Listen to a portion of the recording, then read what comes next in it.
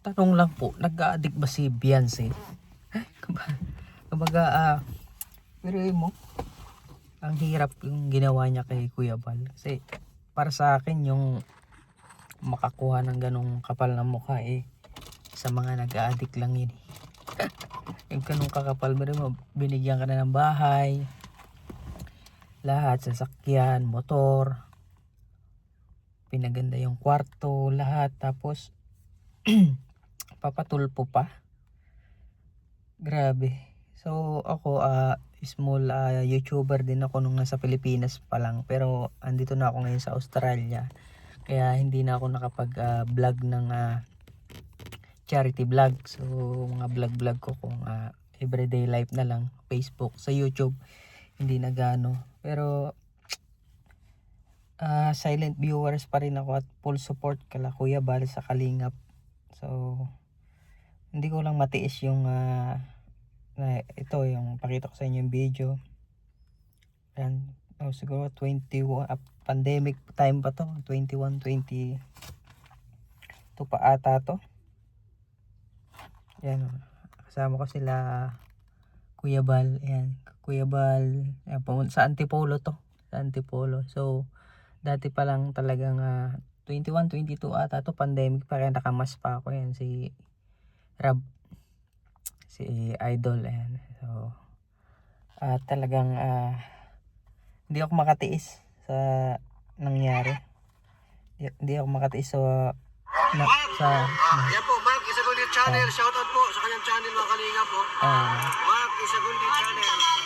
Subscribe po ang kanyang YouTube. Salamat. God bless. Maraming salamat. Mga kalinga, supportahan niyo po Mark Isagundi. Ang taba ko pa dyan. Charity vlogger. Opo, isang charity vlogger din na nais makatulong. Pogi pa si Rab yan. Sa lahat, cute. Hanggang ngayon pogi naman. Pogi sa personal yan talaga.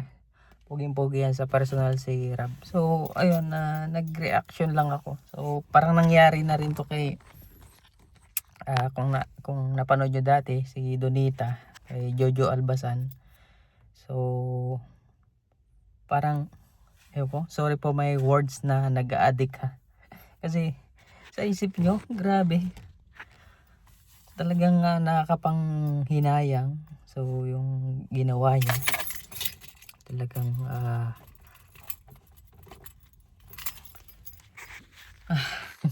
di ako nakatiis eh. So, gusto ko rin mag-reaction. Gusto ko rin i-defend si Kuya Bal. So ano rin yan naman may mga sulsol, maraming mga sulsol dyan, mga wakwak, kumbaga nga wakwak yung sinasabi ng wakwak. Parang nangyari rin kay Idol Tekram. So doon naman kay Dave naman, so mga wakwak. Pero syempre kahit anong sulsol mo dapat, pero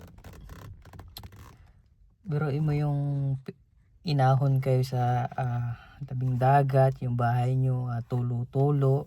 So tapos ngayon ang bahay nyo ang ganda na, ang daming nangangarap na magkaroon ng bahay. Kami nga mga OFW, para magkabahay din, kaya pumupunta pa ng ibang bansa. Pero kayo, ayan on the spot sponsor, nagtulong-tulong ng sponsor sa kinita ng video ni Rab, ni Kuya Bal. So yung mga video naman nila, kasi nga alam ko yan yung mga kinikita niyan, tinutulong dun nila. Siyempre, kailangan talagang i-vlog, saka para may kumita, may pang itulong. So sabihin na nating may kabig din talaga, siyempre para sa pamilya, kaya nagba-vlog. Pero yung ginawa niya talaga na ipatulpo yung founder ng Kalingap na si Kuya Bal. So grabe, di ko lubos maisip yung kahit sino talaga. Kahit anong solsol, pag ako nagkaroon ng ganong opportunity, or kahit kayo din siguro, kahit anong sulsul siguro, yung sabi nga yung utang na loob, hindi talaga yan, hindi yan nababayaran. Kumbaga hindi yan talagang nasa iyo yan So kahit anong sulsul sa'yo, yung mga nagdala sa'yo, siyempre malay naman ni Beyonce dyan sa tulpo-tulpo niyan. Meron diyang nasa likod niyan. So lalabas yung katotohanan niyan. Kasi